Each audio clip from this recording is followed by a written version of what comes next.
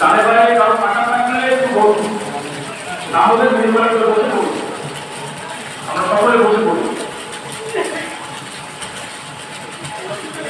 আমাদের মানব জাগরণ ফাউন্ডেশনের স্বেচ্ছাসেবক ভাইদের দৃষ্টি আকর্ষণ করছি, আপনারা আপনাদের নির্ধারিত ড্রেস এটা পরিধান করুন এবং আপনারা দরবারের প্রবেশ মুখ থেকে সুপারিশ পর্যন্ত যে রাস্তাটা তার ডানে বামে অসংখ্য দোকানপাট বসেছে, আপনারা নিজের বাড়ি করে উঠে দেওয়ার বন্দোবস্ত করুন। আর যে সকল ভাইয়েরা নতুন করে আসছেন ছাত্র ভাইয়েরা রাস্তার উপর আপনারা বিশাল না পিছিয়ে মসজিদের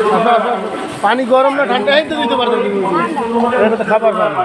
আস্তে আস্তে চালু আছে মসজিদে একটা